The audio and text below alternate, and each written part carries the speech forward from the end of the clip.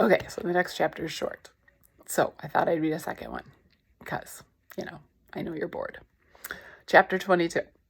The next 2 weeks pass with a whirlwind. In spite of my little display of weirdness that Tuesday in class, I show up to practice on Wednesday and act as if nothing has happened. Maybe nothing had. It was just me being me. I'm not sure what the others thought, but they didn't say anything about it. So, like all the other team members, alternates and regulars alike, I stay after school every day to practice from 3:30 until almost 6 o'clock. I couldn't get over the fact I am part of a team. Okay, truth. There's team, and then there's me. We're in the same room, but we're not really a team.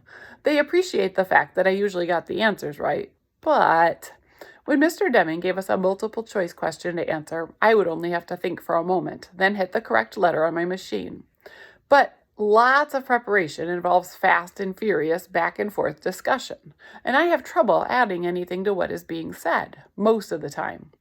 One of the longest one-syllable words in the English language is screeched, Connor announced after one afternoon as he chomped on a Twizzler. That's a good word for melody, Claire says as she snatched his candy and took a bite. I didn't respond, and nobody else did either.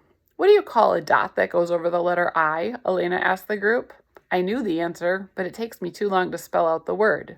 It's called a tittle, Amanda said quickly, like the brain of a fifth grader. Oh, said Rodney.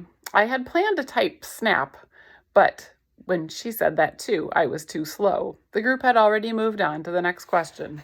Man, they talk fast. Who was the first child born in the American colonies? Rose asked, reading from a huge stack of 3x5 cards in her hand. Virginia Dare, Elena answered. Okay, my turn. She flipped through her own cards, which were color-coded. Who was the first Miss America? That's a dumb question, Connor said. They're not going to ask stupid girl stuff like that. You just don't know the answer, do you? Claire asked him. Of course I know, Connor replied with a snort. Margaret Gorman, 1921. She was 16 and probably better looking than you. He and Rodney were the only ones who laughed. Rodney jumped in. I've got a nasty question. What is pediculosis? Without missing a beat, Rose answered, when you've got scalp with head lice. Ew.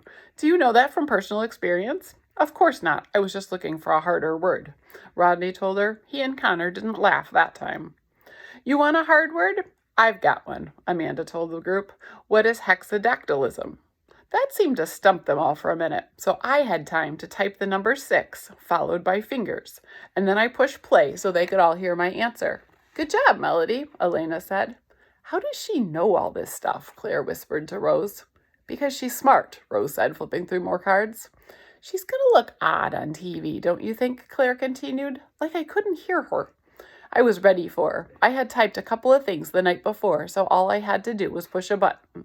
TV makes people look funny, I had the machine say. Maybe even you, Claire. Ooh, look who's got snaps now, Connor hooted. That's a good one, Melody. If I could have danced, I would have. But as quickly as that moment happened, it disappeared, and the quiz team zipped on at rocket speed, feeding off one another's skill and knowledge. At the rate they were going, there was no way I could jump in quick enough. But I listened, and I remembered it all. What's the only rock that floats? Pumice. How many chromosomes are in a human? 46. What was the first state to allow women to vote? Wyoming. What's Mr. Deming's first name? Wallace. We all laughed at that one. At the end of every prep session, Mr. Deming would give us another official quiz from the national headquarters. Since those always consisted of multiple choice questions, I always did well, but I wanted to be like the rest of them when we studied.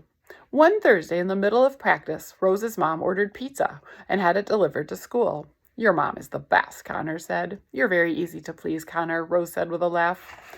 Everyone pushed to get hot, spicy-smelling slices from the box. I, too, was starving like the rest of them, but I just sat there. Don't you want pizza? Elena asked me. I'll go get you a slice. She never said much during practice, but she took lots of notes and usually scored pretty well on our practice quizzes. I'm not hungry, I replied. How could I explain to her that without Catherine, or my mom, or Mrs. V, I wasn't able to eat? I had to be fed like a baby, and even then I made a huge mess. When my mom came to pick me up, she asked if I wanted to stop at Pizza Hut on the way home. I just shook my head no. See you later.